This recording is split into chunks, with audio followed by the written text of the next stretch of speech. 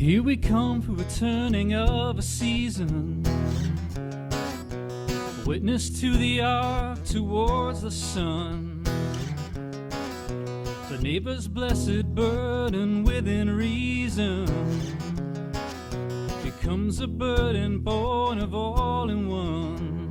And nobody knows. Let the yoke fall from our shoulders.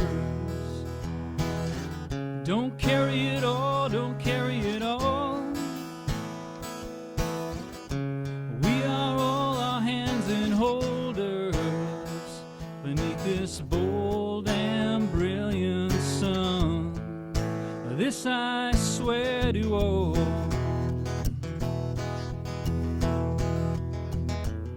A monument to build beneath the arbors, on a plinth that towers towards the trees.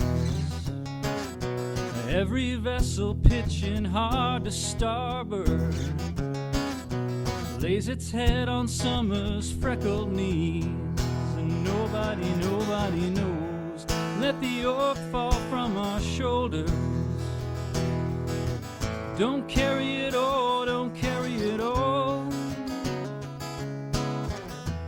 We are all our hands and holders beneath this bold and brilliant sun. This I swear to all.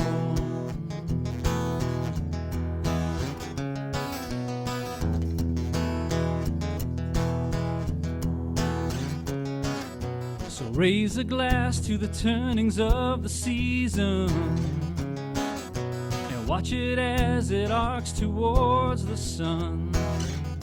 And you must bear your neighbor's burden within reason. And your labors will be borne when all is done. And nobody knows. Let the yoke fall from our shoulders. Don't carry it all, don't carry it all. We are all our hands and holders beneath this bold and brilliant sun. This I swear to all.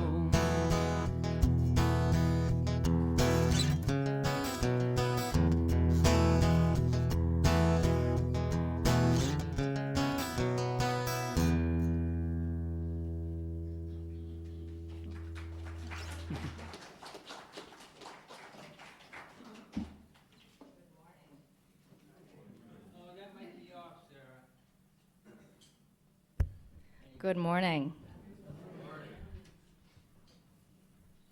Our chalice lighting this morning are words from Christine Robinson.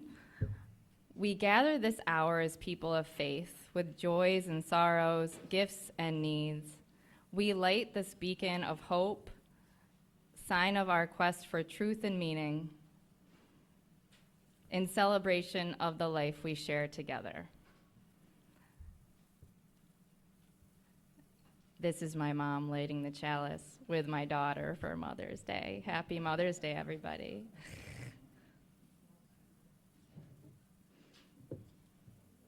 Thank you. So welcome and happy Mother's Day. Welcome to the Unitarian Universalist Church of Utica. My name is Sara Miller. I'm a member here and a member of the inclusion team. So whether you are visiting for the first time or you have been a member for many years, you are welcome here. Whatever faiths you have known, if any, you are welcome here. Whoever you are and whomever you love, you are welcome here. We are invited to bring our whole selves to this worship service, our doubts and as well as our convictions, the pain and joy we have known, our longing for connection and understanding. Every part of you is welcome here. If you are visiting for the first time today, either in person or online, we are glad you have joined us. We would love to learn more about you and connect with you with our newsletter if you would like. We acknowledge that we are on the traditional territory and homelands of the people of the Oneida Nation, one of the original nations of the Haudenosaunee. We recognize and honor these ancestral grounds and support the resilience and strength that all Indigenous people have shown worldwide. And I'm so happy to be here with you on Mother's Day to talk about play. So I think mothers of all people need to hear this, myself included. So thank you.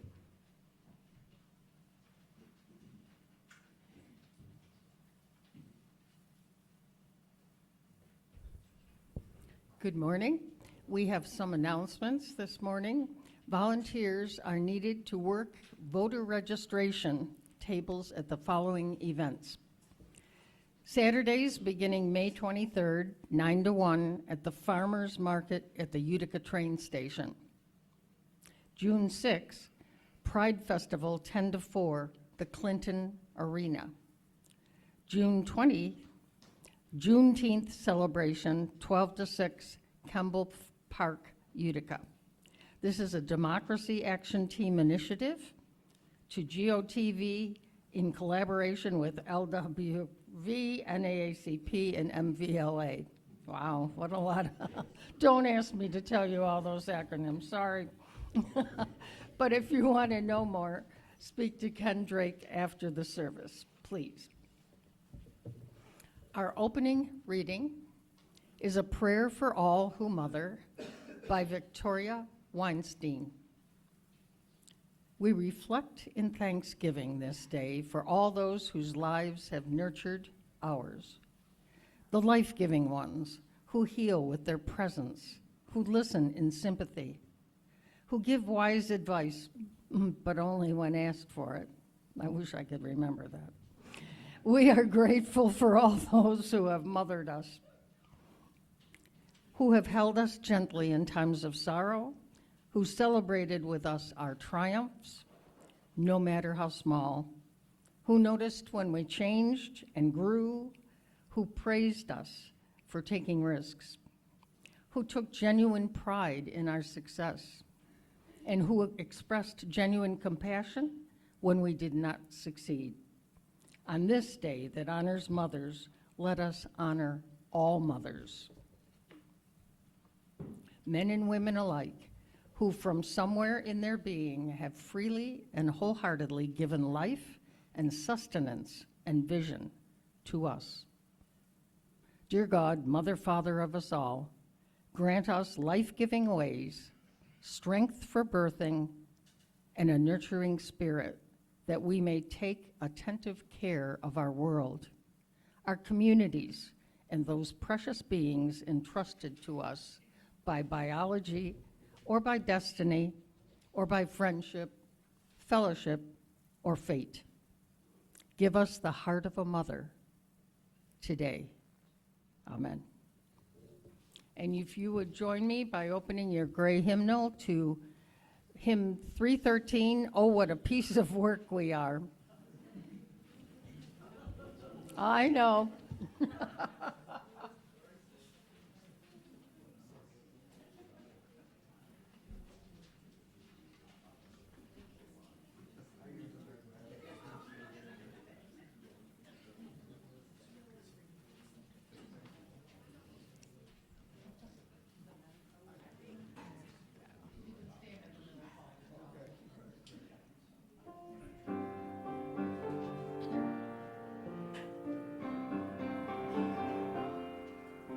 Oh, what a piece of work are we, how marvelously wrought, the quick contrivance of the hand, the wonder of our thought, the wonder of our thought. Why need to look for miracles outside of nature's law? Humanity and wonder at with every breath we draw, with every breath we draw. But give us room to move and grow, and give our spirit play, and we can make a wonder light of either common clay, out of the common clay.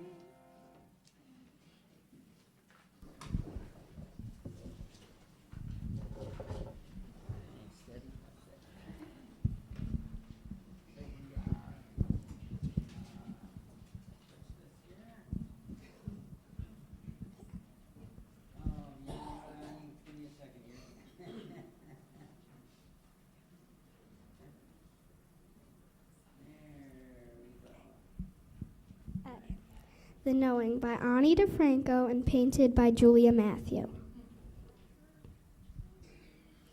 I have a name, and my name has a story. I have a look, a sound, a smell, a shape, a size. I have a color to my hair, my skin, my eyes. But this is not all of who I am. Underneath this is something more. All of these things are just what's showing. Underneath all that I know is the knowing. I have a favorite blanket. It's a little torn. I have a family and a place where I was born. I have a favorite song and a favorite food. I have a favorite game depending on my mood. But this is not all of who I am. Underneath this is something more. All of these things are just what's showing. Underneath all that I know is the knowing. I have a life that I'm here to live. I have gifts that I'm here to give. I have friends, and with my friends I have fun. I have a love of the wind and of the sun. Yes, I can take part in what's showing, knowing it's all part of the knowing. Yes, I can take part in what's showing, knowing that we're all part of the knowing. I have beliefs, and someday those beliefs might change. I have blocks that I like to arrange and rearrange.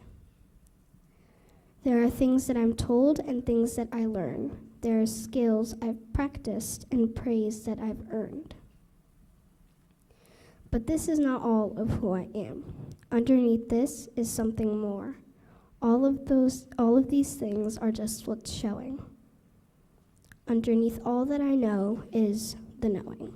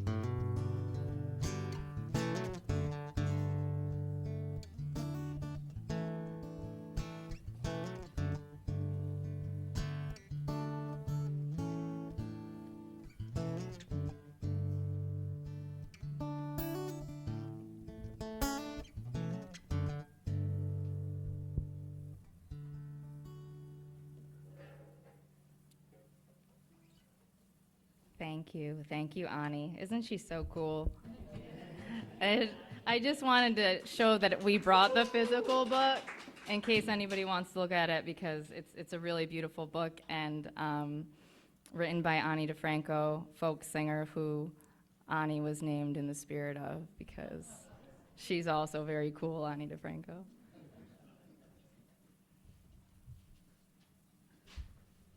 Okay. I'd like to begin with a riddle for you. What is the greatest toy never sold? Any guesses? What is the greatest toy never sold? Ani doesn't get to guess. According to the Strong National Museum of Play in Rochester, New York, the largest and most comprehensive toy repository in the United States, the greatest toy never sold is the cardboard box. And this is Ani when she was a tiny tyke. I'll come back to that in a minute. Inducted into their Hall of Fame in 2005, the Strong says of the cardboard box, no company advertises it, parents don't line up for it during the holiday shopping season, no one sings its jingle, it costs nothing, yet the cardboard box offers the imagination a feast. With crayons and paint, you can turn the cardboard box into an ocean liner, a spaceship, a dragster, a covered wagon, a submarine, or a castle. And the irony in this photo is that the kids were making a spaceship out of the box, well, boxes, which is why she had a helmet on. It was like her space helmet. And as you can see in the background, there is a perfectly good spaceship that our friends inherited. But yet they chose to make a spaceship out of the cardboard box. Take a moment to recall one of the most fun memories from childhood. What were you doing, and who were you with? Chances are it had little to do with a specific toy and everything to do with imagination, creativity, maybe the outdoors, and certainly free play. Now ask yourself, when was the last time you truly played, without rules or goals or outcomes, just for the joy of it? If it's hard to answer, you're not alone. As Charles Bukowski famously said, can you remember who you were before the world told you who you should be? Somewhere along the way, we trade our innate playfulness and curiosity, or what author and toy designer Kaz Holman calls our play voice, for our adult voice, the one that emphasizes productivity, social norms, and rules. Today, I want to look at play not as a luxury, but as a necessity, a vital access point to joy, creativity, connection, and aliveness. And my hope is that by the end of the service, we cultivate a few ways to turn the volume up on our play voice. When I was about 9 years old, I attended weekly religious education after school. I don't remember much about what was taught, but I do remember my penchant for pushing the nuns' buttons and asking way too many questions. One day I asked, "How do you know God isn't a woman?" As you can imagine, she was not happy and proceeded to chase me out of the church, where I hid in the bushes until my parents came. It's a true story. What stayed with me was not her reaction, but the lack of conversation. No context, no discussion, just shut down. In her mind, God was a man, end of story. Looking back, I think a seed was planted that day. When we quash curiosity, we quash creativity, and it is precisely through creativity that we receive things of great beauty, like coffee. Let's take coffee as an example. At some point long ago, someone had to figure out how to plant the trees, wait 3 to 4 years, harvest and process the coffee cherries, dry the beans in the sun, hull and mill the beans, roast the beans, grind the beans, and then pour hot water over them to brew a delicious drink that also gives us a pick-me-up. And where would we be without coffee? We certainly wouldn't have our beloved coffee hour here at UU Utica. Creativity is the fire behind progress, delight, and discovery in nearly every area of human life. So when we tell a young, inquisitive mind not to ask questions, we deny them permission to be curious, creative, and free, potentially silencing the next great mover and shaker, another Bill Gates, Maya Angelou, or Malala Yousafzai. As Mary Oliver reminds us, what are we doing with this one wild and precious life if not remaining curious? We always had a sign. There's a sign somewhere here that says, "Stay curious." Learning or relearning to trust ourselves and our intuition is foundational in reclaiming the essence of who we are and remembering our creative and playful approach to life. Kaz Holman, again, author of Playful, How Play Shifts Our Thinking, Inspires Connection, and Sparks Creativity, offers a roadmap for cultivating a playful mindset in 3 steps. And I just wanted to, I have the book here. This is kind of the many of the ideas for today sort of started with this book and branched out from there. Okay, so step 1 in creating a playful mindset. Release judgment of ourselves and from others.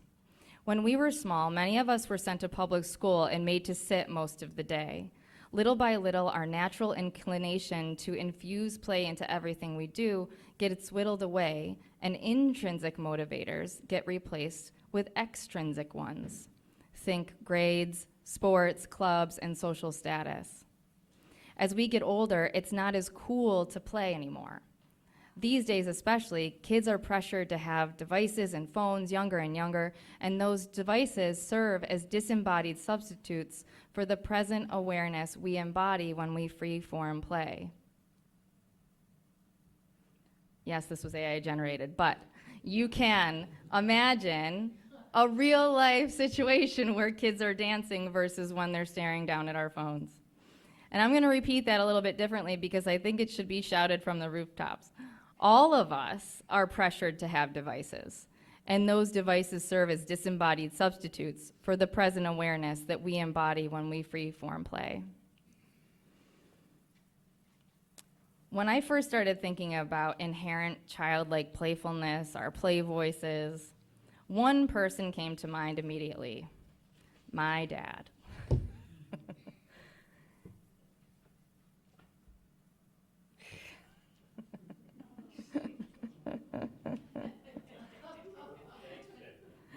My dad brings play into everything he does, questions what's normal, breaks rules, and moves through the world untouched by others' judgments. I think that's why I now revel in doing the very things that once embarrassed me to my own kids, like belting out bad 80s rock while dancing through the grocery store. My dad makes friends wherever he goes, and he is famously prone to getting lost, turning simple errands into small adventures. His favorite detour is a ride to see deer or turkeys. Apologies to all the pacifists in the room that is a dead turkey. You could call it distraction, or you could call it being carefree. And that carefree spirit helps everyone around him take themselves a little less seriously. The second step Holman offers in creating a playful mindset is embrace possibility. Cultivate an openness to what could happen versus what we think should happen. I think it's safe to say that my husband's first love was the guitar, but no one ever taught him how to play. Yeah, he's cool too. He learned by simply playing around, figuring things out as he went. He still noodles all the time, and without that noodling, no songs would ever be written. Every piece has to come together. The freedom to experiment with words and poetry, to find a melody and arrange the notes, to tinker with different instruments, tones, and chord progressions.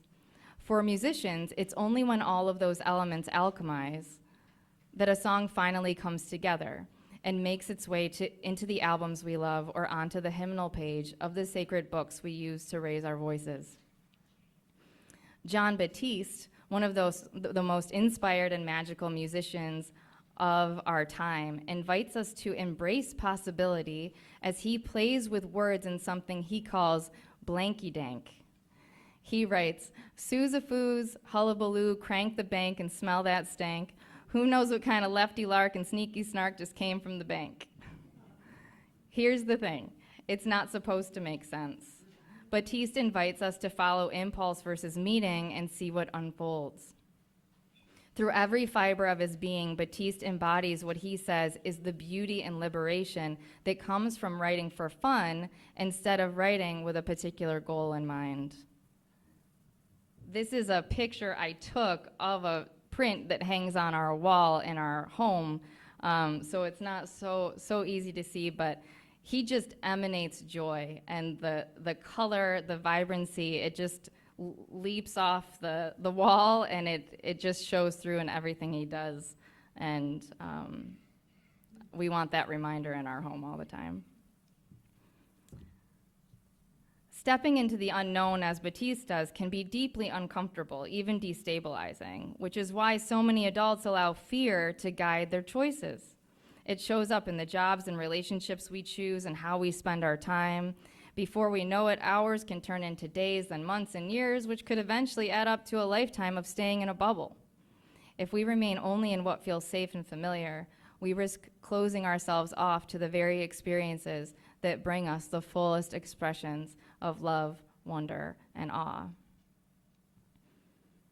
The third and final step Holman offers to create a playful mindset is to reframe success Ask yourself what your true intentions are. My family loves the outdoors, and when we hike with the kids, I have to remind myself that the goal isn't miles logged or summiting a peak for a perfect photo. The intention is simply to be outside, breathing fresh air, and spending time together. We don't need to succeed to enjoy it. Maybe Gordy flips over a log, finds a salamander, and we slow down to explore the habitat. Even as we collectively imagine it now, you can feel the shift from chasing an endpoint to embracing a child's curiosity and presence. That's outside here. This energetic shift can come in so many forms, big and small. Maybe it's adding a little more cumin to the soup than the recipe calls for, slowing down long enough to lay in the grass, ticks be damned, testing out the language you've learned when you meet a native speaker, or, like me last fall, planting as many daffodil bulbs as you can around your yard and experiencing complete and utter unexpected joy when they start to come up in the spring. My neighbor came to check if I was okay because I was screaming so loudly when they... Yeah. Because so what? What's the worst that can happen? We fail. And when we fail, we learn, we grow, we become better gardeners, better cooks, better neighbors, and maybe even deeper spiritual seekers and thinkers. We are living in a time when powerful forces are eager to steal our joy, peace, and attention, and we cannot give them that permission. Protecting joy is an act of resistance, a reminder of what we're actually fighting for. Not a life of relentless productivity, but the right to be, to explore, to be curious, and to connect. Now, that doesn't mean rejecting all rules or structure. We know what happens when those in power decide they're above the law. Some rules and rituals foster cohesion and community, like singing the same song together. If we all sang whatever we wanted, it would just be noise. But shared structure creates harmony and beauty. We see the wisdom in collective ritual and large-scale play traditions in countries and cultures all over the world. The Sogran Water Festival is held every spring in Thailand to wash away the past and spread good luck for the year to come. Essentially, it's a giant water fight. There's the Holi Festival of Color in India that too celebrates spring and renewal. And then there's Lo Tomatina in Spain, known as the biggest food fight in the world. And of course, here in the United States, there are gay pride parades and festivals that celebrate LGBTQ+ social and self-acceptance, achievements, legal rights, and community pride. At this point in the service, some of you may still be thinking that play sounds silly, unproductive, or even like a waste of time. And that reaction actually proves the point. But let me bring in a bit of data in the hopes that it'll sway you. Research shows that play releases endorphins, the body's feel-good chemicals, which improve overall well-being, enhance brain function, temporarily relieve pain, and boost creativity and problem-solving. Play has also been linked to neurogenesis, the creation of new brain cells, which supports memory learning and lifelong brain plasticity. We know that it lowers stress and cortisol levels, which truly adds years to our lives. And because many forms of play happen in relationship, it also strengthens social connection and bonding, two of the most critical factors in healthy aging. And if I still haven't convinced you to join me in turning up the volume on your play voice, let me offer this. The foundation of Unitarian Universalism has a sense of play and curiosity at its very heart. We are here because we didn't want to follow the dogma or the rules of other religious institutions. We are humanists, Christians, atheists, agnostics, Unitarian Universalists, spiritual but not religious, or no label at all. We are whatever we want to be, and we are here to be free thinkers and to stay curious. At the heart of becoming a member, a friend of the church, or simply being here today is a shared longing for freedom. I suspect that's something we all carry. So ask yourself, what if? What if we took a small risk today? What if we allowed for nonlinear paths in our everyday lives? What if we stopped ordering our to-do list by priority and instead placed play ahead of productivity? Better yet, and this one's especially for the type A's in the room, what if rather than dividing our lives neatly into work and play, we tried to blur those boundaries? What if we shifted our perspective and infused play into our commutes, our chores, and even our interactions with colleagues? I, for one, can tell you that over the last several months, I have been intentionally singing and dancing my way to work versus always turning to the news. What if we explore our relationship with uncertainty by dipping a toe into the unknown? Emma Sapola, author of Sovereign, says, wisdom is making room for the unknown. So by doing things like riding Space Mountain at Disney, we are actively cultivating wisdom. Can you see it? Can you see the wisdom being cultivated here? For those of you unfamiliar with Space Mountain, it's a major roller coaster that feels as if you're riding through space, so you quite literally can't see what's coming next. You can't see the drops, and it was really fun. And with that, I will leave you with a profound teaching from none other than, you guessed it, a Roman Catholic nun. Artist, educator, and nun Corita Kent, or Sister Mary Corita, lived by the mantra that, quote, everything is experiment and there are no mistakes. There is no win and no fail. There is only make. As a professor of art at the Immaculate Heart College, she assigned her students frames for looking, in which she used a small piece of paper with holes cut out of the middle to encourage her students to shift their perspectives. She had them walk the streets of their neighborhoods, looking through the frame to literally see less so they could figuratively see more. We have the power to reframe our environment, to play with how we see, hear, touch, taste, smell, and engage with the world around us. The kids are now going to pass out your own frames for looking. Ani made them herself, as a reminder to desegregate our lives by infusing play into everything we do, not only for our well-being, but as an act of resistance. And as the wise Sister Mary Corita said, enjoy yourself. It's lighter than you think. May it be so.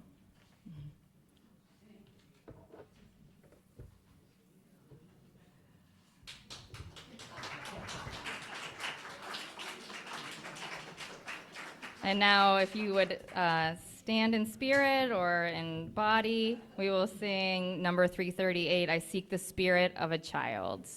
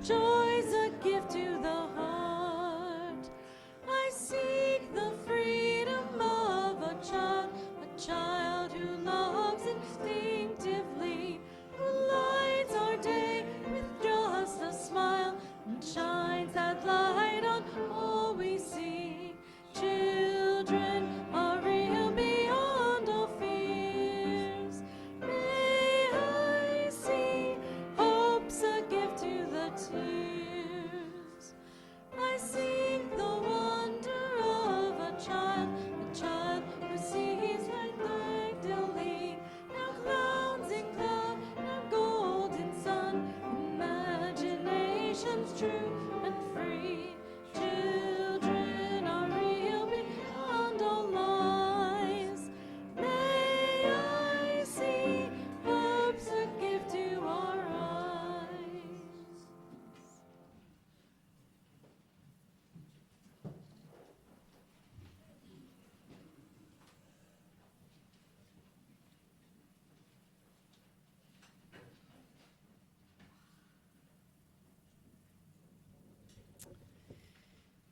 Generosity of Spirit by Victoria Weinstein.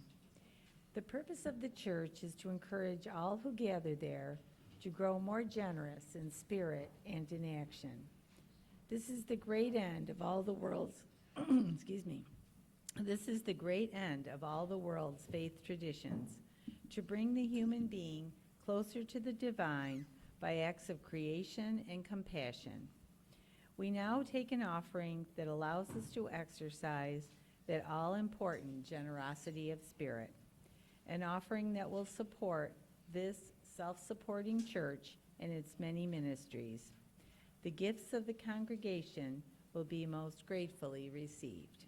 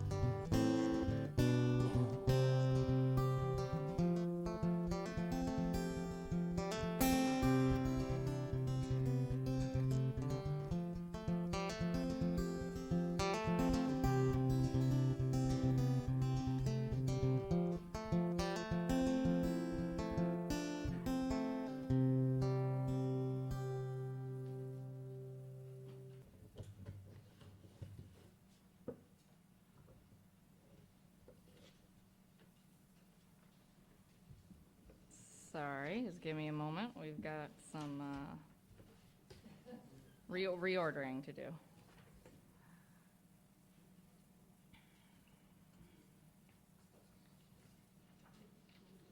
Okay. We now have a meditative or prayer poem. So if you would like to set yourself up well, maybe close your eyes. This is called The Spirit of Play by Mike Sanzone. Come walk with me where soft winds blow, where laughter lingers calm and slow. We'll swap old stories, grin with ease, and find the joy in moments free. A playful heart is never seized. Let's skip the rush, let's chase the light, sing to the stars on quiet nights, a game of cards, a joke well spun, a dance when no one's there to judge. For play is not just for the young. Feel warm grass underneath your feet, or taste the rain so cool and sweet. Watch fireflies spark the evening air, and pause to breathe, to dream, to dare. The world still waits if we still care. There's magic in a simple cheer, a melody we've held for years. A knowing glance, a playful tease, a belly laugh, a memory, the kind that time will never seize. So take my hand, we'll roam a while, no need for speed, just share a smile, for life's too grand to stand so still. Come play again, and play we will. A joyful heart is youthful still.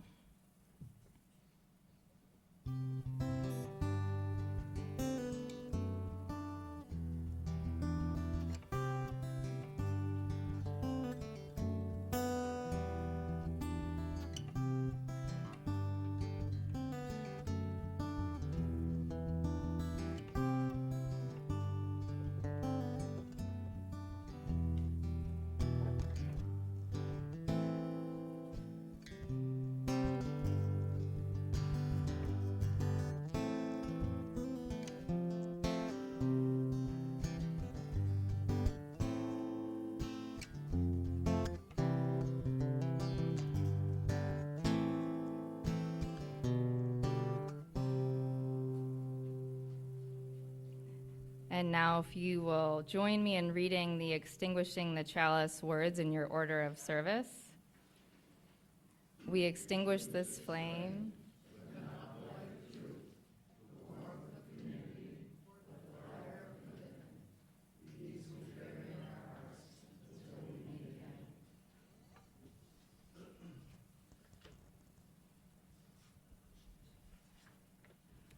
Our closing words are Let Us Sing the Magic of Imagination by Susan L.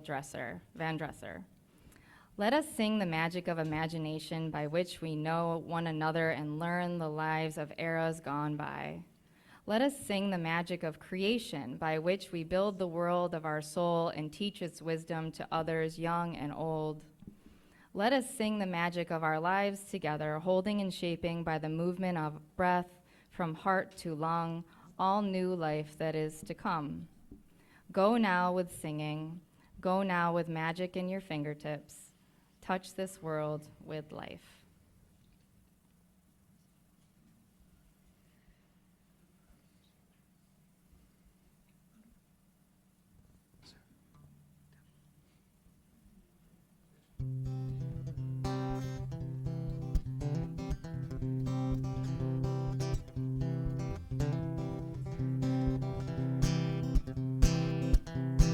Every day jump out of bed, splash of water over my head, brush 'em up my teeth and make sure my ears are clean. These days you gotta be strong, so I do a push-up, sing a song, I pick on the guitar, stamp on the tambourine. Always good to change my socks, know my tools in my toolbox, learn people good, but learn myself the best. Don't get lonesome, stay glad, take a bath, wear some plaid, work when I can work, but don't forget to rest. Dream good all night long, rise up and sing your song. They say life is hard and they're not wrong. You gotta keep that whole machine running strong. Aliole, aliole, aliole.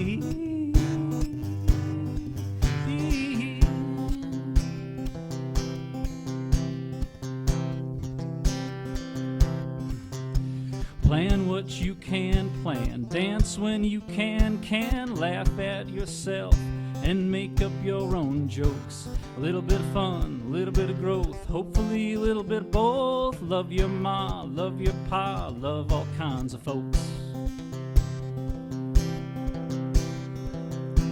Talk quiet, listen loud, teach humble and learn proud, scuffle with the struggle and wrestle with the pain. Open homes, open blinds, open hearts, open minds, let in the sunshine, let in the rain. Dream good all night long, rise up and sing your song.